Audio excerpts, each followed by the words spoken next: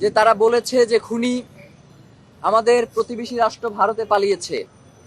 আপনাদের কাছে একটা কথা জানতে চাই যে বাংলাদেশে যারাই এবং যখনই কোনো গুম খুন এবং হত্যা হয়, সেই খুনির আশ্রয়দাতা অটোমেটিক্যালি ভারত হয়ে যায়। তো একটা প্রতিবেশী রাষ্ট্রের দায়িত্ব কি তার পার্শ্ববর্তী রাষ্ট্রের যে নিরাপত্তা, যারা বিঘ্নিত করে তাদেরকে আশ্রয় দেয়া, নাকি তার পার্শ্ববর্তী রাষ্ট্রের নিরাপত্তা যাতে কোনোভাবে ব্যাহত না হয় সেই দিকে সহযোগিতা করা? আপনারা ওসমান হাদির নিরাপত্তা নিশ্চিত করতে পারেন না, অথচ আপনারা বলেন ফেব্রুয়ারির 12 তারিখে আপনারা নাকি নির্বাচন করবেন।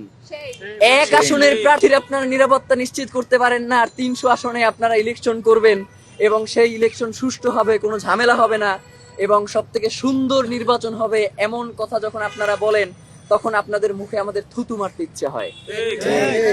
আপনাদেরকে আমরা জানাতে চাই যে ইতিপূর্বেও ওসমান হাদি তার শঙ্কার কথা জানানোর পরেও কেন গোয়েন্দা সংস্থা থেকে তাদের বিরুদ্ধে কোনো ধরনের ব্যবস্থা নেওয়া হলো না। এবং আপনারা জানেন যে এই যে খুনি, এই খুনি ইতিপূর্বেও গ্রেফতার হয়েছে এবং তাকে এই সরকারের আমলেই জামিন দেওয়া হয়েছে।